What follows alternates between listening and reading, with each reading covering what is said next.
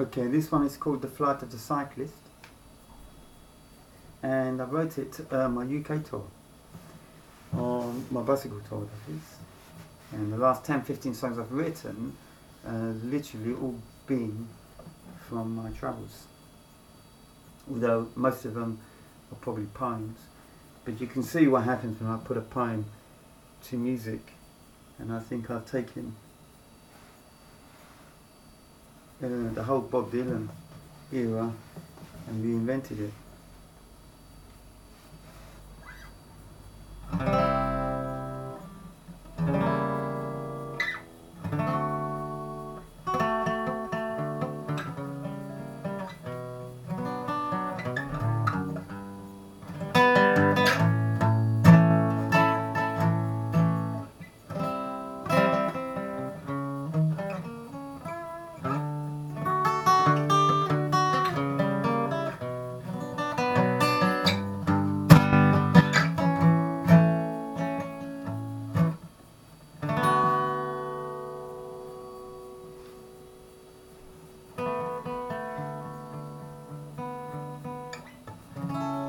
Beyond the rooftops, there's a mountain. Beyond that, it's sky, beneath which flutters a bird. Above the arboreal hillside, there's a stream of smoke wandering, a shadow behind the window wandering, below meandering through a gravel screen, the tinkling of spring. A car motors onwards, directing its object of destination. It hoots and flashes with intent, its motive of deliberation.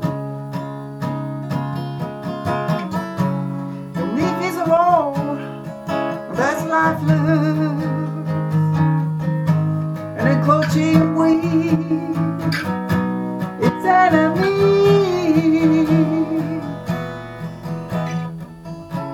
It bakes in the summer and cracks in the winter. In its oil, indifferent melody. There's a cyclist who travels the world, carrying what little to boot he needs. But most of all, he shares in his experiences and his most adventurous deeds. The people, they come out to greet him from behind their doors and windows. In their own small words, they reminisce of a life they remember as a childhood grows.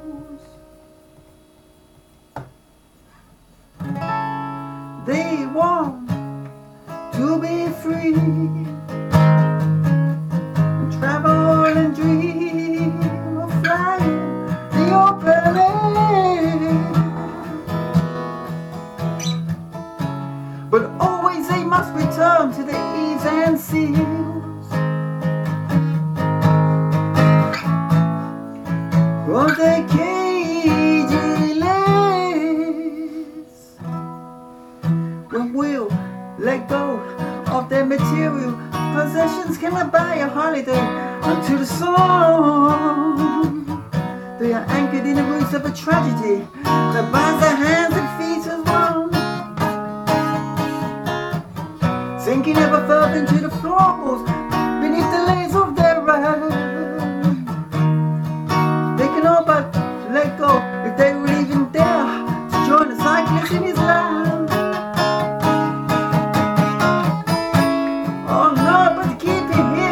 Just a little longer to see what material good how I show.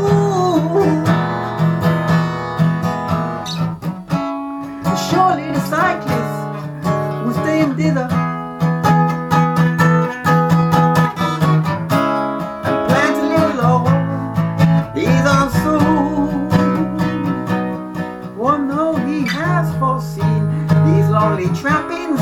He smiles and he waves goodbye, wondering if ever just one will leave it all behind without so much as a sigh. Every valley opens a groin to receive, and as a fish would follow the rivers, they kiss his feet in the born as a memorial. His brief presence delivered.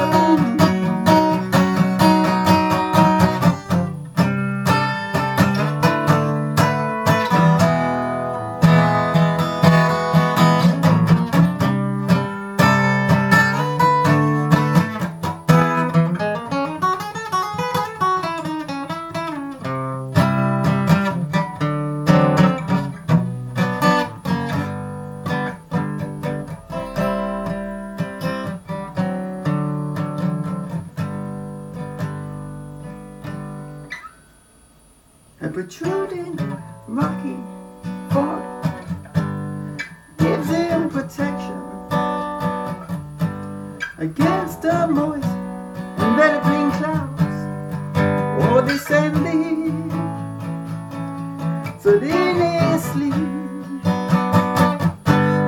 he may travel into a more stark sequence as an eternal child returning.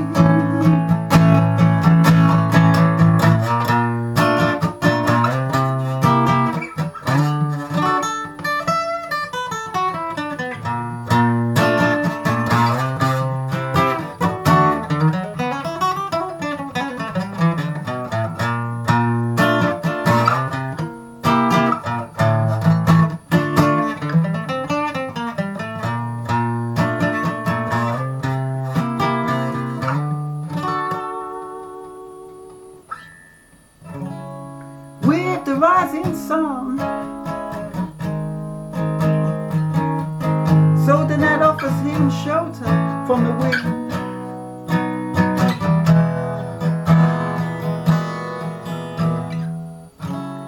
A tree of hardship to witness the short-foot sunken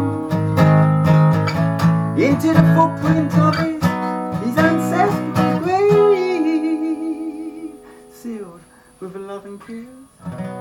Upon the steppy slopes of Aintree, the giants prepared the way millennia in advance, so that their descent into the sea is marked with a volcanic heritage, the world in many of mighty penance. The eruption is deep enough to cause division and strife among the floundering masses that pretend reverence. But the wise traveller who always returns to the caves of antiquity knows better than to brandish a needed lance. So yeah. Instead he enters the great room of the land by the interior, feeling his way back into the darkness. Lays down his head into a beating cushion,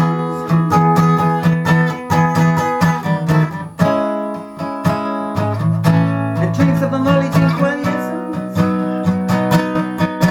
These men are made quarters, washing from him any counterparts that might embark him into political ends. Close up the boundaries between north and south, so that every hill's a dimple of flames. Could the cyclist repair the ring that so religiously tears at the fabric of the earth? For if only to return the Scotty into Dariatic ecstasy in the name of spiritual rebirth.